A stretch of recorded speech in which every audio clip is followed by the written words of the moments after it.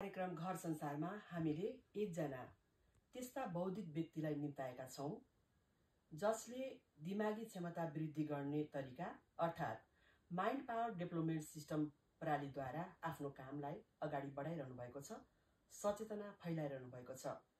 दिमागलाई कसरी चलाउने, जीवनको बुझाइ के हो र कसरी बुझ्ने, पारिवारिक वातावरण सुन्दर बनाउनका लागि ससाना कुराले पार्ने प्रभाव, जीवन चलाउनका लागि चाहिने सन्तुलन के कसरी राख्न सकिन्छ भन्ने विषयमा संवाद गरेका छौं डाक्टर नवल पजियारसँग। मेमोरी पावर कसरी बढाउन सकिन्छ त भन्ने विषयमा उहाँले गिनिज बुक अफ वर्ल्ड रेकर्डमा आफ्नो नाम दर्ता गराइसक्नु भएको छ। त्यो पनि एक पटक होइन, तीन पटकसम्म गिनिज बुकमा आफूलाई रेकर्डमा राखिसक्नु भएको छ। आज हामी उहाँसँग कुराकानी गर्नेछौँ।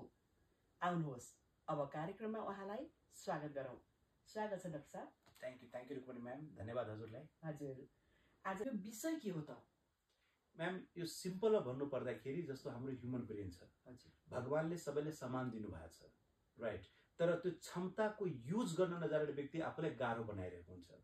जस्तो कि सिम्पल कुरालाई कसरी भन्छ, जस्तो स्वामी विवेकानन्दजीले भन्नुभएको छ कि व्यक्तिले आफ्नो हातले यसरी आँखा बन्द गरेको छ र भनिरहेको छ कि संसार अन्ध्यारो छ। भनाइको अर्थ आफ्नो भाग्यलाई र ब्रेनलाई कोस्नुभन्दा पहिला तपाईले त्यसलाई ट्रेनिङ कतिको लिनु भएको छ, कतिको अपग्रेड गराउनु भएको छ आफूलाई, त्यो म्याटर गर्छ कि म्याम। तर अहिलेको व्यक्तिको जुन लाइफ स्टाइल छ यसको युजै छैन। ल्यापटपको युज त छ, तर यो भन्छ म नेक र टप, सो नेकटप कम्प्युटरको युजै छैन।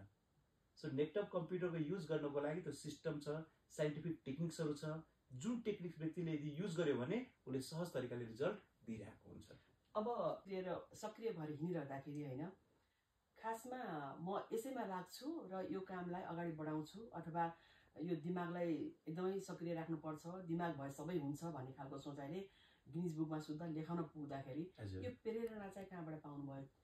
पढ्दै गर्दा आयो कि अथवा कसैबाट अलिकति इन्स्पायर हुनुभयो कि के भयो? म्याम, यस्तो छ, सबभन्दा पहिला त सानैदेखि केही थियो चाहना कि फरक गरौँ, तर के फरक गरौँ त्यो क्ल्यारिटी थिएन पहिलो कुरो। त्यसपछि जब आन्ध्र प्रदेशमा पढ्ने क्रममा गएँ, त्यहाँ भेटघाट यस्तै सिलसिलामा एकजना डाक्टर फ्रान्सिस जेभियर, अस्ति उहाँको 86 वर्षको एजमा उहाँको डेथ भएको छ कोरोनाको कारण। उहाँले ममा के देख्नु त थाहा छैन, उहाँले भन्नु why don't become a trainer. अब त्यति बेला यो मेरो लागि त्यो वर्ड, त्यो आजभन्दा तपाईँको 20 साल अगाडिको कुरो हो, यो तपाईँको त्यो सुन्दा पनि कस्तो कस्तो त्यो लाग्ने। अनि उहाँले उहाँको प्रेरणा, उहाँको इन्सपिरेसन, आशीर्वाद उहाँसँग लाग्यो। अनि देखेपछि कस्तो यो फिल्ड रहेको छ भने मानौ कोही डक्टरले बाहिरको ट्रिटमेन्ट त गर्न सकिन्छ, चोटपटक लागेछ ट्रिटमेन्ट उपचार गर्न सकिन्छ, तर भित्रको जो ट्रिटमेन्ट छ मान्छेले तपाईँको गरिरहेको छैन। गर्नुहुन्छ त तपाईँ भगवानसँग के कुरा गर्न खोजिराख्नु भएको छ, र जब तपाईँ मेडिटेसन गर्नुहुन्छ नि त भगवानले आफैले तपाईँसँग कुरा गरिरहेको हुन्छन्, तपाईँले गाइड गरिराख्नु भएको हुन्छ। अब हामीले दैनिक कसरी अगाडि बढाउँछ दैनिकलाई? यही प्रश्न म्याम, सबभन्दा इम्पोर्टेन्ट दैनिकको लागि यो के छ, अहिलेसम्म जे भयो सो भयो। अब यदिबाट जो दर्शकहरू सुनिराख्नु भएको छ, श्रोताहरू सुनिराख्नु भएको छ, देखिराख्नु भएको छ, सिम्पलमा यति बुझ्छु, आफ्नो एउटा लाइफको एउटा नियम बनाउनुहोस्, डिसिप्लिन।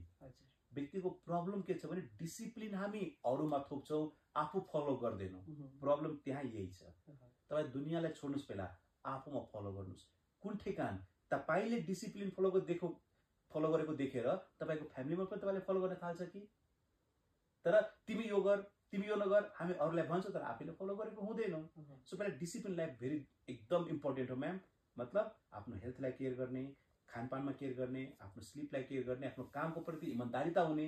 अब धेरै मान्छे काम गर्न जान्छन् तर काम छोडेर पर्दाखेरि साँझ टक्क टाइममा सुत्ने, जुन हाम्रो पहिलाका पुर्खाहरूले गर्नुहुन्थ्यो नि, हजुरआमा अझ वृद्धहरूले गर्नुहुन्थ्यो। बिहान टक्क 4 बजे उठ भन्नुहुन्छ होइन, साँझ टाइममा सुत, अनि दैनिकमा खानु टाइममा खाऊ, अनि राति नबस, अबेर बस्नु हुँदैन, भोलिपल्टको निद्राले दिमागै खराब हुन्छ भन्छ होइन। अहिले चाहिँ त्यो भइरहेको छैन क्या, किनकि जीवन कस्तो छ भने अझ बेसी सहर एरियाको मान्छेको हेऱ्यो भने भाग छ, दौडधुप छ होइन, सकि नसकि गर्न पाए हुन्थ्यो भने कम्पिटिसनको कुरा छ क्या यहाँनिर होइन।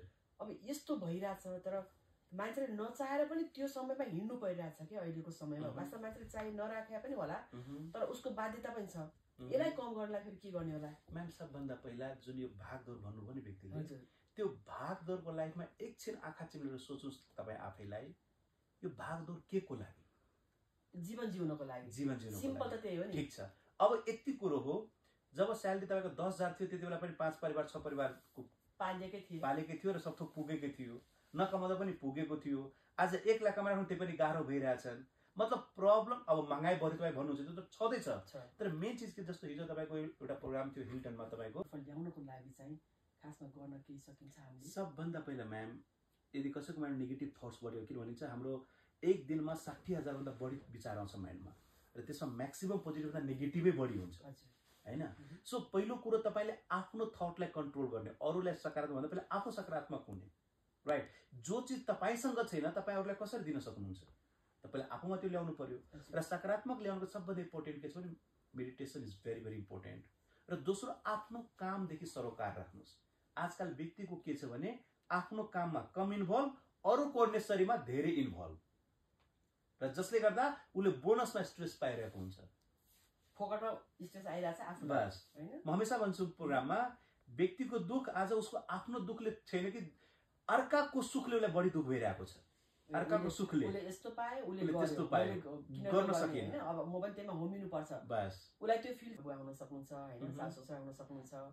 अनि अब आफू त भइहाल्यो बुढाबुढी, त्यसपछि आएर बालबालिका बच्चाहरू पनि हुन्छ। अब कतिपय हामी आमाहरूले बाउहरूलाई त दौडधुपमै व्यस्त हैन, बारी गर्ने। अब घरमै रहेका हामी आमाहरूले पनि के गर्छौँ भने बच्चा रोयो भने ल्याउनु त भनेर यसो दियो कि मोबाइल।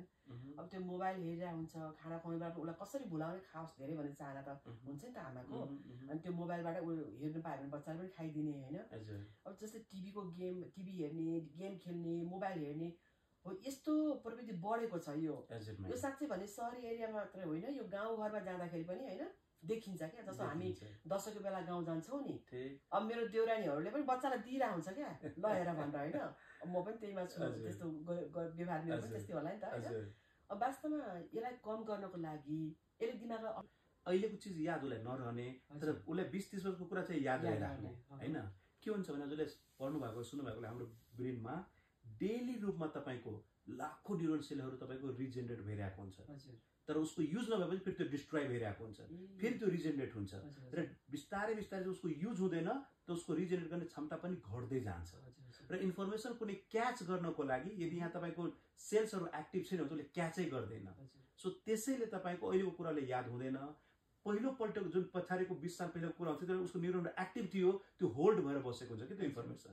सो यसको लागि सबभन्दा इम्पोर्टेन्ट के छ, उहाँले मेन्टल एक्सरसाइजहरू पनि गराउनु, न्युरोबिक्स भन्छ।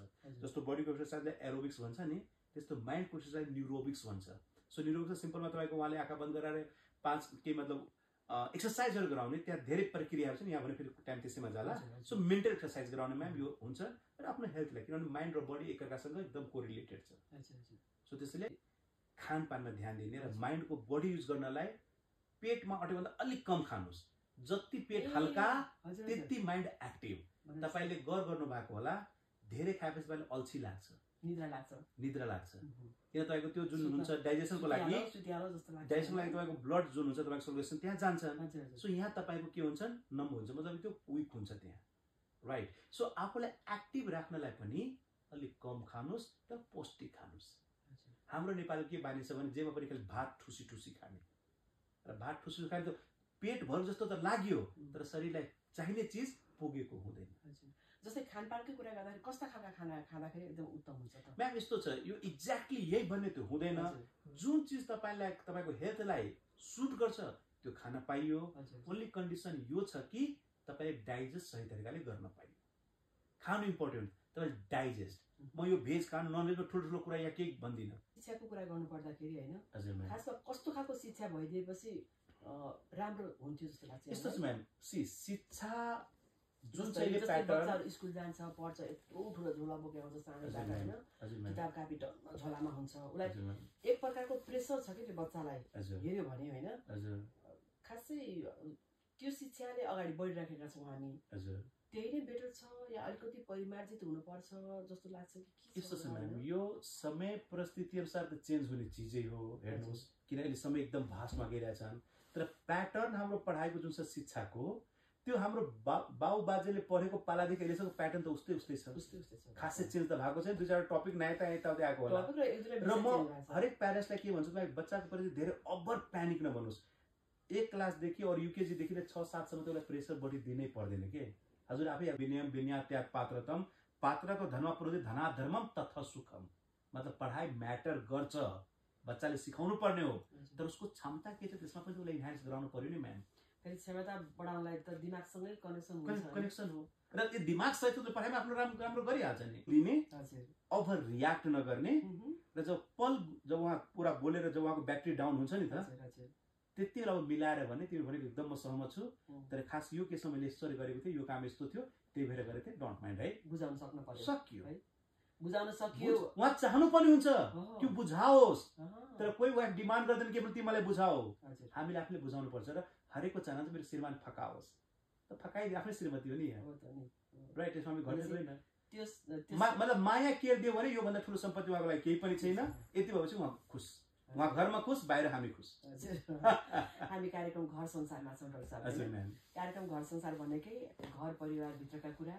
परिवारमा आइपर्ने समस्याका कुरा हैन थुप्रै आदरणीय दर्शक सुन्ने श्रोता हेर्ने आदरणीय दर्शक हुनुहुन्छ उहाँहरूको लागि के भन्नुहुन्छ यहाँले सबभन्दा पहिला हामी मानव छौँ मानव भएर बसौँ म्याम राइट हरेक दर्शकलाई यही भन्न चाहन्छु समय अनुसार आफूमा अपग्रेड गराउनुहोस् सिक्नुहोस् हाम्रो जुन ट्रेनिङ हुन्छ अनलाइन पनि हुन्छ तपाईँ जुन देशमा जुन सिटीमा जुन ठाउँमा त्यही घरमै बसी पनि सिक्न पाइयो हामीसँग जुडेर एकदम राम्रो छ आफूले अपग्रेड गर्नुहोस् सिक्नुहोस् यो लाइफको एकदम पार्ट हो र फ्यामिलीमा राम्रो वातावरण राख्नुहोस् किनभने परिवारभन्दा ठुलो सम्पत्ति केही पनि हुँदैन राइट सो आफ्नो परिवारलाई ख्याल गर्नुहोस् इमोसनल लेभलमा जीवन नैया अहिना चलते हो जीवन नैया अहिना चलते सुख दुख के रे यही धार में सुख दुख के